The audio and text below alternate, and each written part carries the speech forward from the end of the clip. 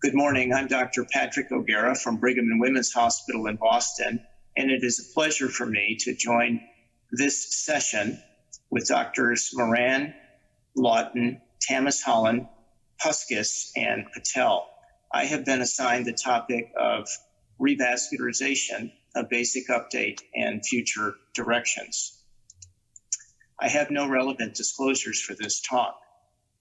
Revascularization generally falls in two buckets, as you know, and this closely follows what we have learned from the histopathologic analysis of coronary arteries within the context of an acute coronary syndrome. And in this particular setting, as you well know, PCI is the dominant revascularization strategy.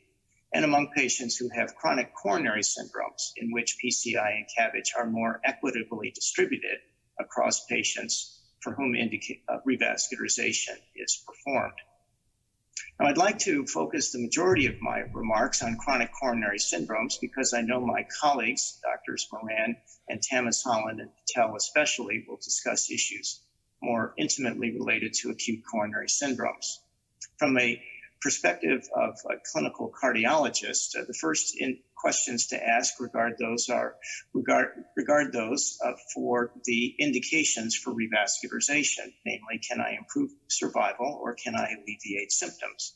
And embedded in this is one of the principles of therapy, namely that the intensity of therapy should match the perceived degree of risk for myocardial infarction or death, or should also match the severity of the symptoms and signs of ischemia. There are several factors in decision-making, however. For example, the extent and severity of coronary artery disease, left main and multi-vessel disease obviously being different than single-vessel disease. The syntax score is widely used, but not universally used in this regard. Left ventricular systolic function, a major driver, perhaps the most important driver of survival in patients with chronic coronary syndromes. Presence of diabetes, as we know, has influenced the choice of surgery versus PCI for revascularization. And then there are many other factors, including a recent acute coronary syndrome, the presence of chronic kidney disease, the quality of the targets on the heart, quality of the conduits that are available for use at time of bypass surgery. And then, of course, patient preferences, which are truly a major driver in the elective stage at which many of these decisions are enjoined. Now, there are some uncomfortable truths or realities when it comes to dealing with the population of patients with chronic coronary syndromes for whom revascularization is being considered. First, of course, is that only a minority of patients are actually optimized on medical therapy prior to referral. We have seen this time and time again. A majority of patients still believe that PCI reduces the risk of future myocardial infarction. It's difficult for them to understand that the benefits of PCI in the context of chronic coronary syndromes really resides in the relief of angina. As you know, patients don't like to take medications, whether they're anti-anginal medications or blood pressure lowering medications or lipid lowering medications. And lastly, a quick fix, typically with PCI, does not translate into sustained substantive changes in risk factor modification and lifestyle improvement. Now, any discussion of chronic coronary syndromes must acknowledge the Ischemia trial, which, as you know, was released about a year and a half ago at the American Heart Association. And this was a study performed in over 5,000 patients, a median follow-up of 3.2 years. And in this trial, patients without left main coronary artery disease and patients with ejection fractions above 35% were randomized to an initial strategy of optimized medical therapy versus an initial strategy of optimized medical therapy plus revascularization, either surgical or PCI. These are patients who are identified on the basis of moderate to severe ischemia on non-invasive treadmill exercise testing, usually with the addition of perfusion imaging. And as you can see here, over an extended follow-up beyond 3.2 years, namely to 5 years, no significant difference in the occurrence of a composite endpoint of cardiovascular death, myocardial infarction, or hospitalization for unstable angina, heart failure, or resuscitated cardiac arrest between patients who are allocated optimal medical therapy versus those who are allocated revascularization plus optimal medical therapy. Now, much has been written about this, much has been discussed and debated, but I think in many ways, this particular trial recapitulates what we've known in clinical medicine. I will point out that the patients enrolled in this particular trial were relatively low risk, event rates were low, and that the sample size was reduced from the initial intended cohort size of 8,000 down to about 5,200. But there are some takeaway messages, I think, in dealing with patients with chronic coronary syndromes, for which we need to understand the relative benefits of bypass graft surgery versus percutaneous coronary intervention. For high-risk patients with chronic coronary syndromes, these are patients with left main disease, multivessel disease, LV dysfunction, and or the presence of diabetes, a multidisciplinary approach is strongly recommended, oftentimes, unfortunately, not executed within the framework of clinical practice, but it is strongly recommended. And we have the Syntax investigators to thank for bringing our attention to this particular method by which to make difficult clinical decisions. Now, generally, CABG is superior to guideline-directed medical therapy for patients with left main and multivessel disease. We've known this for decades. CABG is also superior to guideline-directed medical therapy for patients who have multivessel disease and severe LV systolic dysfunction. And interestingly enough, viability does not seem to be predictive of the response to revascularization therapy.